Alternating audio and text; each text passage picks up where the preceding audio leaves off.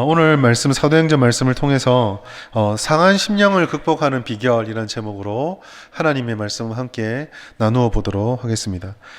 사람들은 형통을 좋아합니다. 여러분, 제가 질문을 좀 드리고 싶은데 여러분의 인생이 형통하게 원하십니까? 아니면은 막힐 대로 다 막혀가지고 한 걸음 더 전진되지 않는 인생을 원하십니까? 질문이 어렵습니까? 형통하길 원하죠. 저도 형통하길 원합니다. 할 수만 있으면은 제 인생 앞길에 아무 장애물이 좀 없었으면 좋겠어요. 목회에서도 그렇고 자녀를 교육하는 데도 그렇고 하다못해 저라고 하는 한 사람을 만들어가고 다듬어가는 삶의 모든 여정에 방해가 없었으면 좋겠습니다. 젊어서 고생은 사서 한다거나 실패는 성공의 어머니란 말이 많이 하는데요. 사실 우리는 젊어 고생 안 하고 싶고요. 실패가 성공의 어머니지만 다른 어머니가 있었으면 좋겠다는 생각을 하죠. 그런 실패를 별로 좋아하지는 않습니다. 할 수만 있으면 고생 없이 어려움 없이 내 인생의 길이 쭉 진행되어지고 원하는 곳에 도달하고 싶어 해요. 그건 다 마찬가지입니다. 그러나 우리가 그런 소망을 가진다라는 것은 우리가 이미 알고 있다는 뜻이에요. 뭐라 한다? 인생이라는 게 그렇게 만만하지가 않다라는 것입니다. 형통을 달라고 기도하지만 또 그래서 하나님으로부터 형통하심을 기대하지만 우리가 삶에서 경험하는 것은 형통의 순간도 있지만 이게 도대체 믿음의 삶에 과연 어울리는 것인가 의심이 될 만한 불통과 막힘과 둔덕과 장애물들을 만나게 된다라는 거죠. 어떻게 보면 인생은 계획을 이루어가는 것이기도 하지만 인생을 살짝 비껴서 뒤집어 보면 사실 우리가 살아가는 인생이라는 것은 계획한 대로 되지 않는 것들을 자꾸 극복해 가면서 사는 것이기도 합니다. 간단하게 예를 들어서 지금 여러분들이 이제 다른 여기 청년들도 있고 연세가 지긋하신 우리 어르신들도 있는데 우리 청년들 같은 경우도 한 10년, 15년 전으로 돌아가 보시고 우리 여기 계신 분들이 10대 때로 돌아가 보십시오. 여러분들이 꿈꿨던 인생을 나는 이렇게 살 거야, 나 이거 되고 싶어 했던 그 순간을 기억해 보시고 오늘 나의 삶을 보면 그대로 되셨나요? 우리 인생이 좀 그런 것 같아요.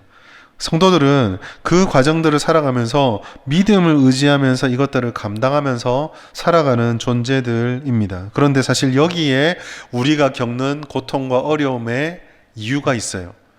차라리 인생이 그런 거야 라고 받아들여 버리면 조금 달관할지 모르겠지만 우리는 믿음을 가지고 살아갑니다. 그리고 그 믿음은 우리를 의지하는 것이 아니라 하나님을 의지하는 거죠. 하나님이 해주실 거야, 하나님의 사랑이 역사할 거라는 기대를 가지고 내 인생의 모든 둔덕들과 장애물들을 바라보고 있어요. 그렇기 때문에 내가 이렇게 하나님께 믿음으로 걸어놓고 주님께서 하시면 다 하십니다라고 던져놓고 달려갔는데 기대했던 것과 믿음을 가졌던 것들과 전혀 다른 인생이 펼쳐지거나 그 확신이 좌절되어져 버리면 우리는 쉽게 사는 게 그런 거지가 잘 안 돼요. 하나님에 대해서 실망하거나 우리의 믿음의 마음이 무너져 내리거나 이런 여러 가지 안 좋은 것들을 경험하게 됩니다. 때로는 하나님에 대해서 기대감이 사라지거나 의구심을 가지게 되죠. 하나님을 부인하지 않지만 그렇다고 딱히 하나님을 간절하게 찾지도 않는, 그냥 습관에 따라서 기도하고 습관에 따라서 말씀을 읽고 주일이 되니까 예배를 드리는 그런 모습으로 전락하는 경우도 종종 있습니다.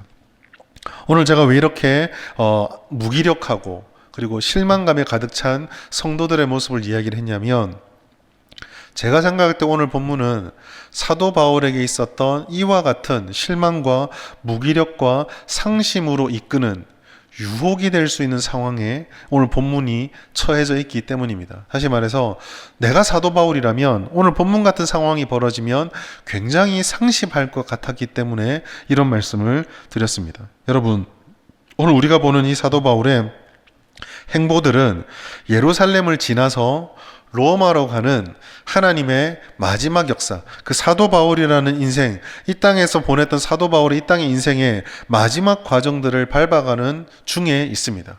그는 예루살렘으로 가서 로마를 가기 원했고 하나님께서도 그를 통해 로마의 복음을 전하기 원하셨어요.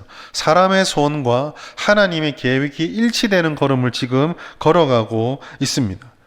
늘 우리가 이 본문을 얘기하면서 던지는 상황 질문이었는데요. 그렇다고 한다면 우리의 바람과 하나님의 계획이 일치하면 그 길에는 걸림돌이 없으면 얼마나 좋겠습니까? 하나님께서도 원하시는 일에 내가 다행히 그 뜻을 잘 깨달아서 거기에 순종을 했으니 일사천리로 인생들이 탁탁탁탁 진행이 되면 얼마나 순종하는 나도 기쁘고 거기에 열매를 보면서 얼마나 내 인생이 즐겁고 보람이 되겠어요. 믿음도 얼마나 더 성장하겠습니까? 그런데 사도 바울이요, 그 결심을 하고 예루살렘에 들어가는 순간부터 지난번에 말씀을 나눴던 벨릭스 앞에서 재판하는 그 일련의 과정들을 보면 하나도 순조로운 게 없습니다. 모함당하죠. 사람들에게 구류당하죠. 재판받죠. 다 힘들어요. 순탄하지 않은 길을 걸어가는데 이런 것을 바라보면서 과연 여기에 이게 하나님의 뜻이다, 처음에는 그렇게 생각했더라도 끝까지 이게 하나님의 뜻이다라고 믿을 수 있을까? 계속 내가 이것을 하나님의 뜻이라는 것을 믿고 이 길을 계속 걸어가는 결심을 할 수 있을까? 라는 생각이 들게 됩니다. 오늘 본문도요, 여기에 한 가지를 더하는 어려움이 생깁니다. 사실 지난번에 우리가 보았던 4장 24장에서 23절까지의 말씀을 보면 유대인들의 고발이 실효를 거두지 못합니다. 그래서 얼핏 그 말씀 배경만 보면은 이제 재판이 이런 식으로 증명이 못 됐고 사도 바울이 억울하다는 것이 어느 정도 밝혀졌으면 그 다음은 진행이 될 수 있겠구나라고 기대할 수 있을 것 같아요. 그런데 오늘 본문에서도 여전히 사람이 예측하지 못했던 일들이 벌어지고 있습니다. 무슨 일이냐? 사도 바울이요, 다 억울한 것들을 벗어버리고 이제는 더 이상 그 일들이 진행이 안 될 것만 같은데, 더 이상 유대인들이 억지를 부리지 못할 것 같은데 로마로 가지 못하고 로마로 가는 발걸음이 뚝 멈춰 버립니다. 사도행전 24장 27절 말씀 우리 다시 한번 같이 읽어볼까요? 시작. 이태가 지난 후 보르기오 베스도가 벨릭스의 소임을 이어받으니 벨릭스가 유대인의 마음을 얻고자 하여 바울을 구류하여 두니라. 아멘. 오늘 본문의 말씀은요, 벨릭스가요 바울을 구류해 두었다, 잡아뒀다라고 말합니다. 이유가요, 이 앞에 있었던 재판과는 너무 달라요.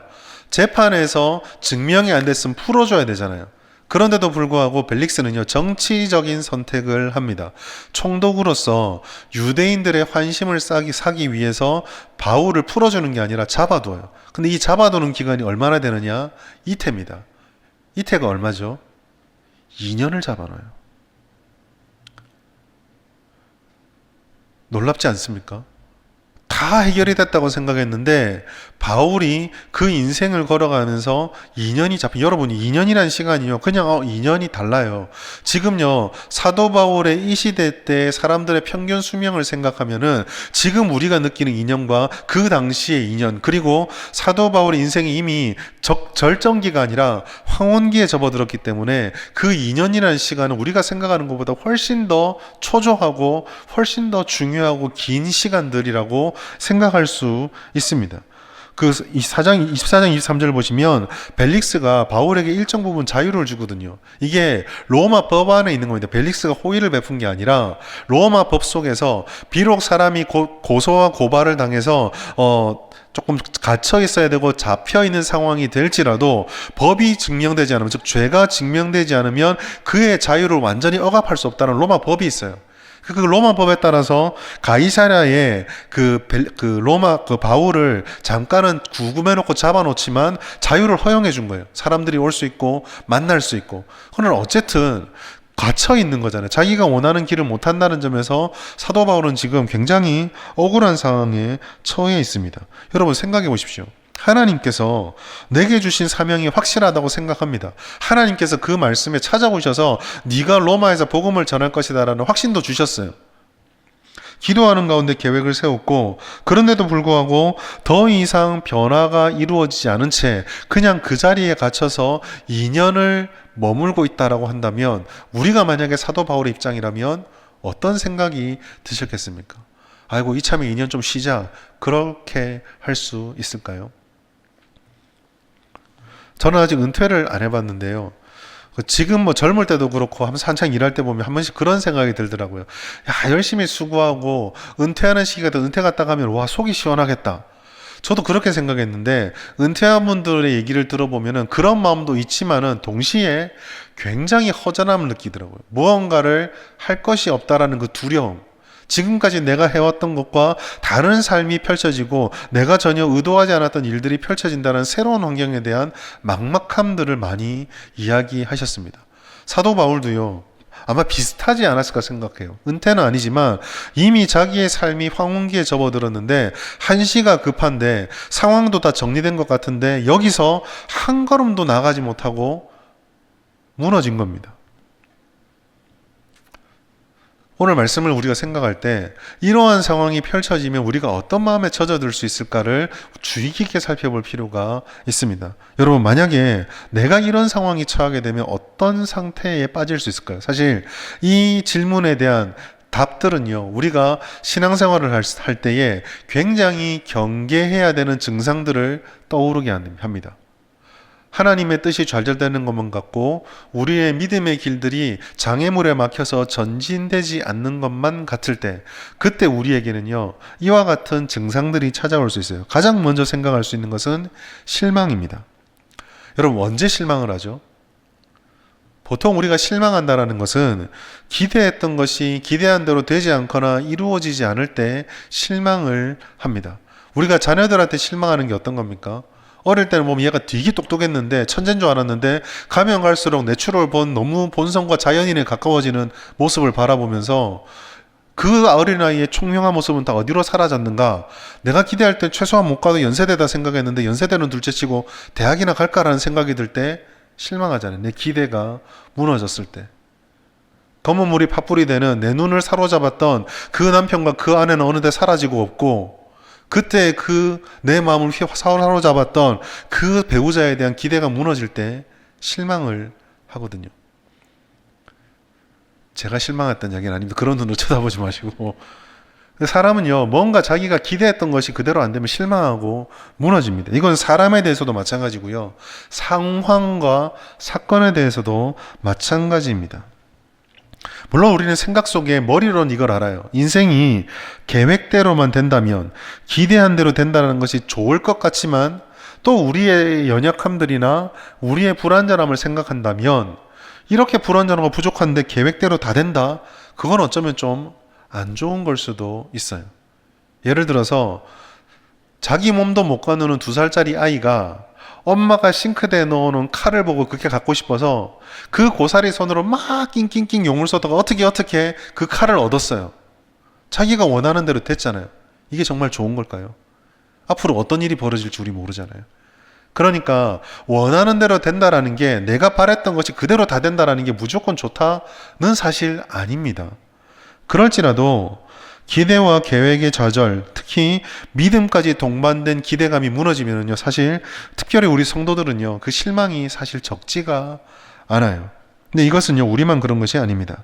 욥기 30장 26절 말씀 보시면은요, 내가 복을 바랐더니 화가 왔고 광명을 기다렸더니 흑암이 왔다라는 욥의 고백이 있습니다. 욥기 1장에 보시면은 욥이 어떤 신앙생활을 했는지 우리가 잘 알잖아요. 정말 지금 우리식으로 표현하자면 신앙생활에 등수를 매기는 건 되게 웃기겠지만, 아마 그 당시의 신앙생활 성적순으로 매기면 욥은 아마 1, 2등을 했을 겁니다. 그렇게 하나님께 신실하려고 했고, 그렇게 하나님 앞에 부끄럽지 않으려고 했는데, 그 결과 욥이 처한 게 뭐예요? 인생이 파탄이 나버립니다. 자녀들이 다 죽어요. 재산 다 빼앗깁니다. 아내는 그냥 우리식으로 좀 표현하겠습니다. 접시물에 코 박고 죽어라, 뭐 이런 얘기는 하는 거예요. 친구랍시고 찾아온 인간 셋이서 네 얼마나 힘들어, 내가 네 마음 잘 안다, 같이 울어주는 게 아니라, 야, 네 힘든 거 알겠는데 네 이래 된 거 보니까, 네 꼴을 보니까 네 분명 죄 있다, 회개해라, 이 얘기만 계속 하는 거예요. 자기도 무너지고 가정도 무너지고 아내도 떠나고 친구도 무너지고 완전히 고립되는 인생 파탄이 난 것이 욥이었습니다. 내가 그렇게 하나님을 잘 믿었는데, 내가 그렇게 하나님 앞에 부끄럽지 않으려고 했는데, 그 고백이 내가 이제 화가 왔다, 흑암이 왔다라는 실망이에요. 욥도 있었습니다. 시편의 시인도 마찬가지죠. 시편 73편 13과 13절 14절 같이 한번 읽겠습니다. 시작. 내가 내 마음을 깨끗하게 하며 내 손을 씻어 무죄하다 한 것이 실로 헛되도다.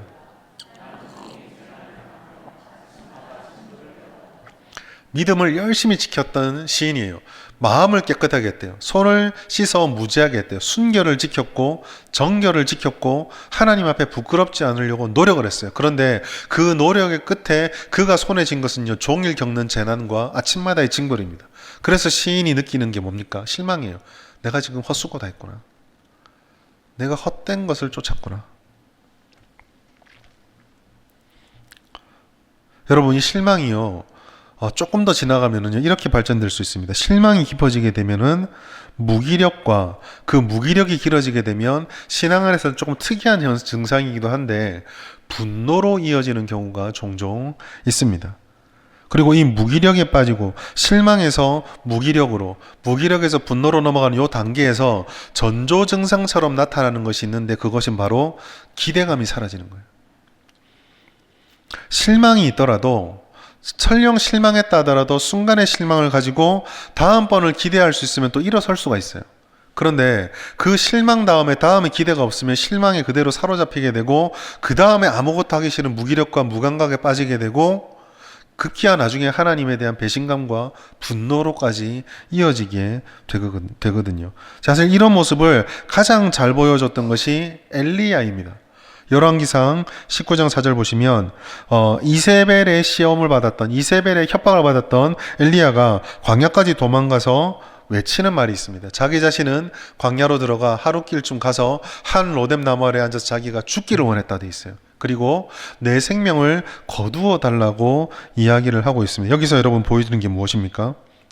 엘리야가요, 굉장한 무기력에 빠지고 있어요. 근데 여러분, 우리가 이 말씀 바라보면서 엘리야가 무기력에 빠졌구나, 영적 침체에 빠졌구나라고 생각하는데요, 그 엘리야가 이 말씀 앞에 18장에 있었던 모습을 두 개를 딱 비교해 보면요, 이 전조주상이 확연하게 드러나요.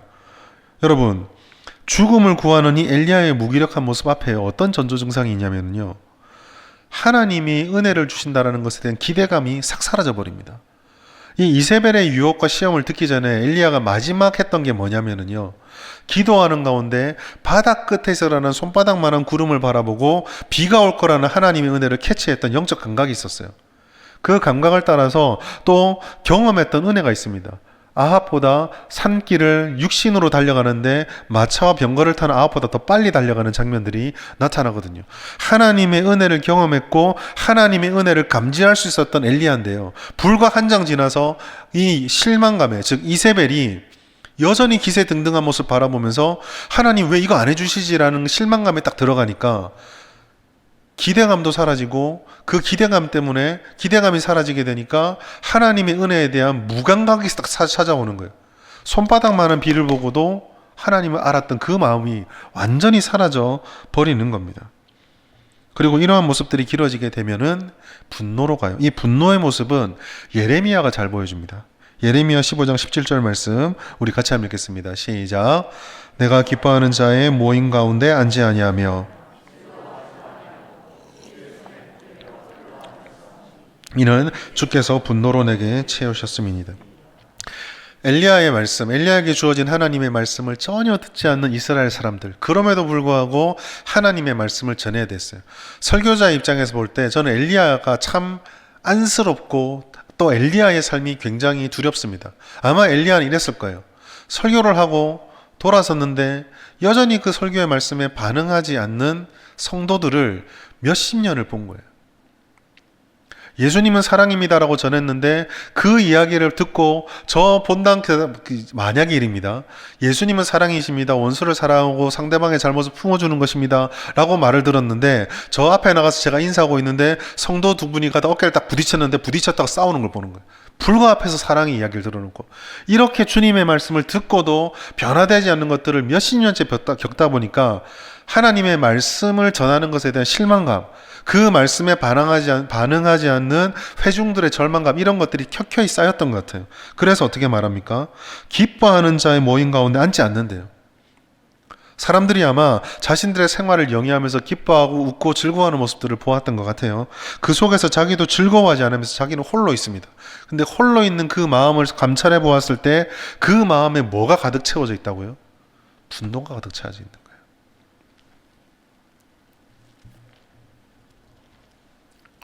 그는요, 설교자의 영광이나 은혜로운 돌봄을 고백하지 않았습니다. 그는 방치된 것 같은 상황에서 은혜가 아니라 홀로 왜 이거를 계속 해야 되지? 라는 무감각과 무기력을 넘어서서 왜 이렇게 나를 버려두십니까? 라는 분노에까지 이르고 있는 거예요. 여러분, 실망이든 기대감의 상실이든 무감각이든 무기력이든 분노든 이런 경계해야 될 이 전조 증상들을 경계해야 되는 이유가 있습니다. 그 감정들 하나하나도 굉장히 우리의 인생을 파괴하고 안 좋은 것들이에요. 그러나 이런 것들이 보다 치명적인 결과를 가져오는 것이 있는데 그것은 하나님에 대한 우리의 눈을 막아버린다는 겁니다. 하나님의 역사를, 계획 성취의 과정을 믿는 믿음을 흔들어 버려요. 그래서 실패하지 않으시는 하나님을 믿으며 인내하지 않고 그 속에서 하나님이 일하심 앞에서 부족한 우리들을 바라보며 우리 자신들을 본능대로 살지 않도록 끊임없이 나를 경각심을 가지고 지키는 것을 포기하게 만들어버려요. 그래서 하나님을 믿지 않고 인내하지 않는 대신에 우리에게 익숙한 본능대로 지금 내 눈앞에 중요한 것을 쫓아서 살아가는 삶으로 만들어버립니다. 히브리서 말씀 우리 꼭 기억해야 돼요. 믿음은 바라는 것들의 실상이요 보지 못하는 것들의 증거다라고 되어 있습니다. 이 두 가지를요 단순하게 설명을 하자면 믿음이라는 것은 결국 우리 안에서 찾아지는 것이 아니라 하나님이 행하신 일들에 대한 기대감이 있어야 된다는 거예요. 사도 바울이 아마 이랬을 거라 전 생각을 해요. 로마로 가던 발걸음이 2년이 멈추어졌습니다. 바울도요, 우리와 성정이 같은 사람입니다. 바울도 틀림없이 이런 과정을 겪었을 거예요.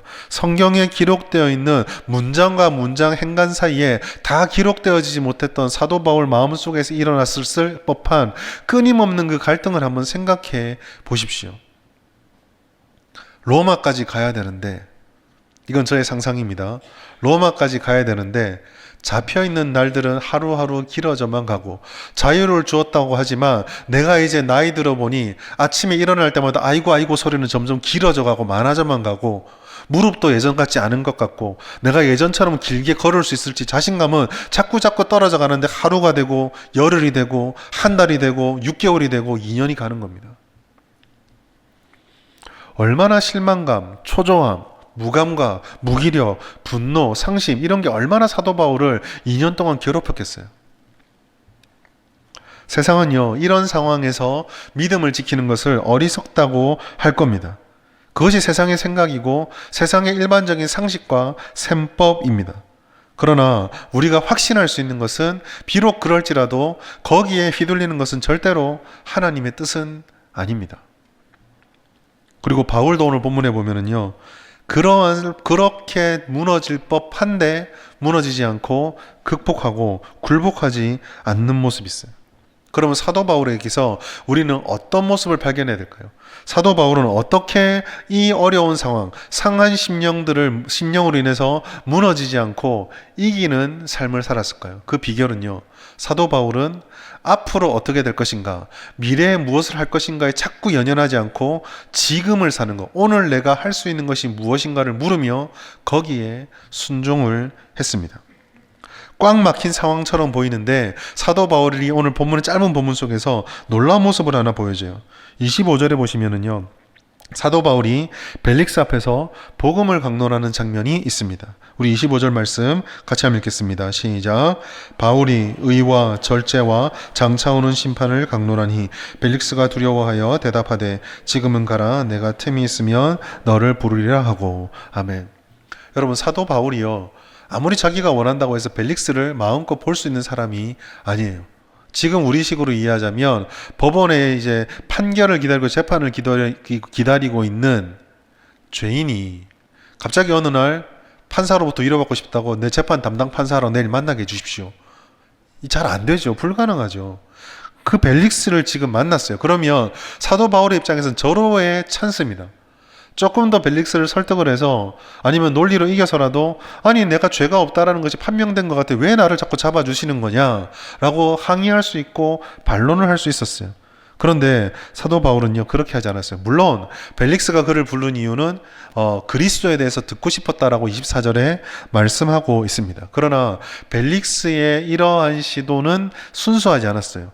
누가는요 26절에 보시면 돈을 받을까라는 마음이 벨릭스에게 있었다라고 되어 있습니다. 사실 이 벨릭스와 그의 아내인 드루실라는요 신앙이 좋은 사람이 절대 아니에요.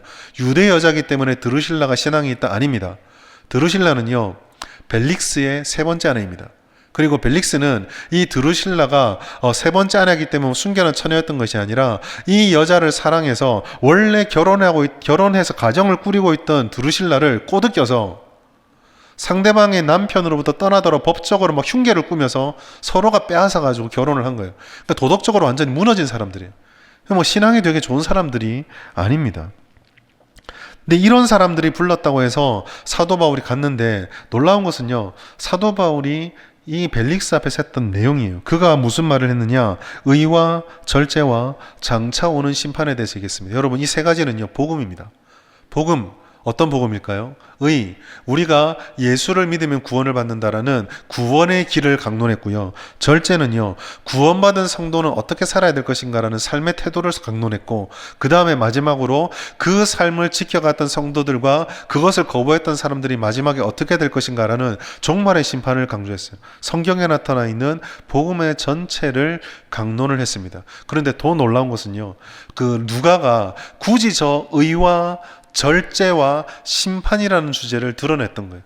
똑같은 복음을 설명하는 다른 단어가 있는데 왜 저 단어를 썼을까? 사도 바울은요, 그냥 복음을 전한 것이 아니라 정말 한 영혼을 구원하는 마음으로 벨릭스와 그의 아내에게 회개하라고 전한 거예요. 왜요? 아까 말씀드렸죠. 엉망진창인 사람들이거든요. 당신들은 지금 내 앞에서 재판관으로 의를 판단하는 사람으로 서 있지만 당신들 지금 의인이 아니지 않느냐? 욕망을 따라서 남의 가정을 박살내놓고 욕망을 따라서 가정을 이룬 사람들 아니냐.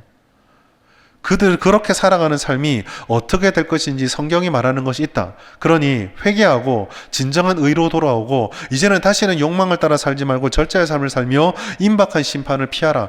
벨릭스를 지금 설득한 거예요. 여러분 좀 놀랍지 않습니까? 지금 자기 코가 석자입니다. 벨릭스는 자유인이에요. 자기는 지금 갇혀 있습니다. 그러면 자기에게 유리한 말을 해야죠. 벨릭스의 마음을 조금이라도 더 풀어주어서 구금기간을 줄이거나 아니면 잡아놓아보자 별로 소득이 없겠구나라는 설득을 해서 풀려나게 해야죠. 그러면 그런 상황을 생각하면 사도 바울의 지금 이런 말은요 어리석은 말이에요. 근데 사도 바울이 상황으로 보았을 땐 어리석은 말이지만 사도 바울이 누구인지를 생각해 보면 이거는 사도 바울이 지금 할 수 있는 유일한 것입니다. 여러분, 사도 바울이 지금 로마로 가는 이유가 뭡니까? 로마의 아름다운 경치를 구경하기 위해서입니까? 그 중심지에서 내가 신앙의 권력의 정점에 올라보겠다는 야망입니까? 아니죠. 로마는요 사실 그냥 하나님이 가라고 하는 과정의 한 부분일 뿐이에요. 사도 바울이 받았던 사명의 본질은 복음을 전하는 것입니다. 복음을 전하는 이유는 무엇입니까? 영혼을 구원하기 위해서. 나는 지금 로마로 못 가고 있어요. 2년 동안 갇혀 있어요. 그래서 로마의 복음을 전해서 구원할 사람들을 지금 전혀 못 만나고 있어요. 그래서 상심하고 주저앉는 것이 아니라 지금 내 눈앞에 구원할 사람, 내가 로마까지 안 갔지만 로마에서 보낸 벨릭스, 복음을 들어야 될 한 사람이 눈에 보이는 거예요. 그러니까 거기서 내가 편하고 내가 무엇을 얻겠다라는 목적이 아니라 하나님이 나를 부르신 그 사명을 따라서 내가 지금 할 수 있는 유일한 그것에 순종한 겁니다. 사도 바울의 이런 마음들은요, 나중에 우리가 26장을 강론할 때 또 보게 되겠지만 자신이 미쳤다라고 말하는 사람들 앞에서 내가 마음에 무엇에 불타고 있는지를 이렇게 고백하는 거로 확실히 드러나요. 사도행전 26장 29절 말씀 같이 읽겠습니다. 시작. 바울이 이르되 말이 적으나 많으나 당신뿐만 아니라 오늘 내 말을 듣는 모든 사람도 다 이렇게 결방된 것 외에는 나와 같이 되기를 하나님께 원하나이다 아니라. 아멘. 여러분 이게 사도 바울이 지금 할 수 있는 것, 또 내가 어떤 상황에 있을지라도 해야 되는 것이다라는 명확한 사명이었어요. 사도 바울은 로마로 가는 것이 최종의 도달점이지만 로마 자체가 목적이 아닙니다. 사도 바울이 할 수 있는 것은 영혼을 구원하는 거예요. 복음을 전하는 거였습니다. 사랑하는 여러분, 믿음은요, 소망과 기대를 포기하지는 않습니다. 그러나 진정한 믿음은요, 일어나지 않는 미래만 붙잡고 있거나 지금 열리지 않는 그 닫힌 문 앞에서 아무것도 하지 않고 주저앉아 있는 것도 믿음이 아니에요. 하나님께서 문을 닫으셨으면 그 닫은 문을 아직 열어주지 않는 가운데서 지금 내가 여기서 하나님께서 이 자리에 있게 해두신 그 존재로서 무엇을 할 수 있는가 묻고 고민하는 것이 중요하다라는 것입니다. 여러분, 과거에요, 코로나가 왔을 때 교회들이요 굉장히 쫙 갈라졌었어요. 저는 이제 그 코로나 시기 때 대구에 있었다는 것을 참 힘들어하면서 참 은혜였다고 생각하는데, 코로나가 딱 오자마자 주변의 교회들이 너무 극심했잖아요. 한 번에 문이 다 닫히고 어느 학교 교회 가니까 문이 뭐 전단지고 다 붙여가지고 못 들어가게 했었는데요. 여러분, 그 상황이 딱 되고 문이 딱 닫히니까요, 뭘 해야 될지 몰라 주저앉는 교회 사역자들과 그 상황에서 뭘 해보겠다라고 할 수 있는 것에 발버둥 치는 교회와 사역자들로 딱 갈라지더라고요. 문이 열릴 때까지 아무것도 못해서 그냥 주저앉아 있는 사람도 있었고요. 어떤 사람은 열리기만 해라라고 해서 연구하면서 그동안 설교 준비할 시간이 없어서 못했던 연구들을 막 했던 사람이 있었고요. 어떤 젊은 사역자들은 자기 휴대폰을 딱 틀어가지고 그날부터 설교 묵상한 거를 녹화해가지고 막 카톡으로 쏘아내던 사역자들이 있었고요. 교회들도요, 어떤 교회들은 이렇게 돼가지고 헌금이 안 들어오고 막 이러니까 재정을 딱 묶는 교회가 있었는데요, 어떤 교회는요 그거 딱 터지자마자 가만히 보니까 6개월 이상 아무것도 못하겠다, 그래서 그 6개월 재정을요 교회 부서마다 카메라 달고 영상 장치 달고 다 달아버리더라고요. 잠깐 열렸을 때 그 할 수 있는 것을 했던 사람들과 할 수 있는 것에 집중했던 교회들은요, 문이 열리니까 완전 다른 모습으로 돌변했습니다. 여러분, 실망과 무기력, 분노와 좌절에 사로잡히지 않는 비결, 상심에 사로잡히지 않는 비결이 뭘까요? 왜 내가 그런 상황에 지금 있어야 되는가를 고민하는 게 아니라, 왜 내게 이런 일들이 자꾸 펼쳐지는 것을 고민하는 것이 아니라, 물론 어렵고 힘들지만 하나님께서 살아계심을 믿으며 지금 아무것도 할 수 없는 것 같은 이때에 내가 할 수 있는 것이 무엇인가를 묻고 고민하는 것입니다. 예전에 저는 설교 때도 몇 번 말씀드렸던 것 같은데, 저희가 섬겼던 교회 전도팀에 정말 하루도 빠지지 않고 열심으로 오시는 할머니 성도님이 한 분 계셨어요. 집이 가까운 것도 아니에요. 버스 타고 막 이래 오면 1시간은 오셔야 돼요.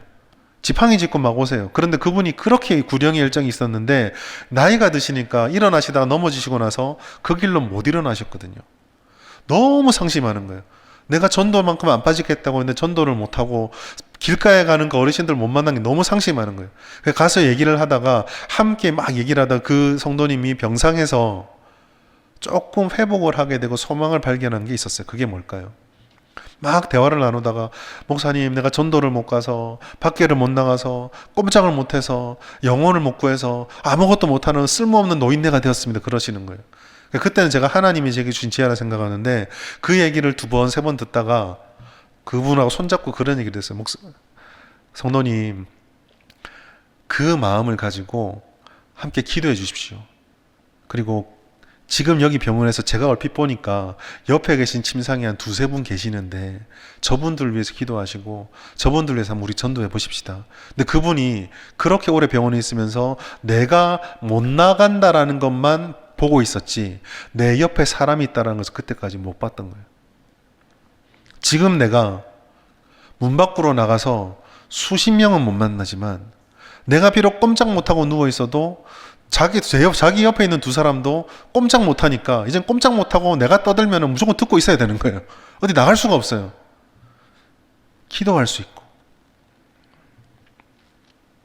사랑하는 여러분, 내게 지금 원하시는 순종, 실망이 찾아오고 무기력과 분노가 찾아올 때 우리를 자녀로 부르신 그 하나님, 그 하나님을 기쁘게 할 수 있는 것이 지금 여기에서 내가 어떻게 할 수 있는 것인가를 묻고 찾아야 합니다. 때로는 그 답들이요, 내가 계획했고 내가 바라는 것과 전혀 다른 걸 수도 있어요. 나는 이런 봉사를 하고 싶고 나는 이런 큰 사업을 하고 싶은데 그거는 아무것도 못하게 될 수도 있습니다. 그러나 만약에 우리의 삶의 목적이 하나님의 기쁨이 되고 하나님의 영광이 된다면 굳이 그게 아니더라도, 그런 방식이 아니더라도, 그런 일들을 성취하지 않더라도 하나님의 기쁨이 되는 방법들은 우리 옆에 수없이 많이 펼쳐져 있습니다. 하나님께서는 우리가 우리의 감정과 본성에 휘둘리기를 원하지 않으세요. 오늘 여기에서 믿음을 위해서 경건한 삶을 살아가고 하나님께서 함께 해주심을 믿으며 그가 나와 함께하기 원하시는 바로 그 일을 찾아서 순종하기를 원하십니다. 실망과 좌절과 분노와 무기력으로 내가 채워지려고 할 때 우리의 마음과 생각을 주장하시는 하나님 앞으로 나아가서 지금 내가 할 수 있는 작은 기도부터, 작은 말씀 생활부터, 그리고 많은 것들을 못하더라도 한 사람의 마음을 위로하고 한 사람의 마음을 품어내는 것부터 우리는 시작할 수 있어요. 여러분, 성령께서는 말씀을 통해서 우리를 위로하고 인도하십니다. 성령께서는 우리의 마음을 살피시는 분이세요. 무기력에 빠져있는 우리가 하나님 앞에 나와 그 힘을 구하고 주님 앞에서 내가 기쁨이 되기 원한다라고 하나님 앞에 나 자신을 드리면 하나님께서는 우리를 지키십니다. 로마서 8장 27절, 성령이 하나님의 뜻대로 성도를 위해서 간구한다 말씀하셨어요. 빌립보서 4장 7절도 같은 말씀합니다. 같이 읽어보겠습니다. 시작. 그리하면 모든 지각에 뛰어난 하나님의 평강이 그리스도 예수 안에서 너희 마음과 생각을 지키시리라. 하나님을 바라보지 않고 우리의 상한 감정에 사로잡혀서 계속 그것을 되뇌이고 묵상하면은요, 돌파구는 절대로 나오지 않습니다. 그러나 우리가 그 모든 것들, 둔덕들, 장애물들, 내 마음의 상한 심령들을 가지고 하나님께로 나가서 그것을 올려드리면 내가 찾지 못했던 하나님이 열어주시는 길들을 조만간 발견하게 돼요. 그래서 우리는 어떠한 상황이든지 하나님께 나아가야 합니다. 상한 심령이 되면 될수록 더욱더 하나님 앞에 순종하고 나 자신을 드려야 합니다. 부정적인 감정들은 언제나 우리 자신들을 움켜쥐는 마치 물속에 있는 해초와 같아요. 그래서 그 해초에 우리 마음이 감기지 않도록 상한 감정이 들수록, 부정적인 생각이 내가 들수록 그것들을 다 가지고 하나님께로 나가야 돼요. 그리고 하나님께 우린 기도해야 됩니다. 주님, 말씀을 통해, 기도를 통해 지금 나의 이러한 심령들을 품에 안고 내가 지금 할 수 있는, 하나님을 기쁘게 할 수 있는, 내가 할 수 있는 것이 무엇인지를 깨닫게 하여 주시옵소서. 그리고 그 작은 것에부터 순종을 할 때 하나님께서는 길을 열어주시고 그 상한 감정의 부정적인 요소로부터 우리들을 건져내 주시는 것입니다. 여러분, 하나님의 인도하심을 우리가 믿고 실망하고 좌절하지 마십시오. 하나님께서는 우리를 결코 버려두지 않으셨습니다. 상한 감정이 있는 그 마음의 아픔들을 누구보다 더 잘 아시는 것이 하나님이세요. 그러니까 누구도 몰라준다거나 그 감정이 나를 끌고 가는 부정적인 곳으로 가지 마시고 하나님께 다 맡겨주셔서 하나님이 기뻐하시는 그 한 가지를 오늘도 살아내고 기도함을 통해 깨달아서 상한 감정으로부터 치유받고 이겨내서 하나님의 은혜를 누리는 우리의 삶이 될 수 있기를 예수님의 이름으로 축복합니다.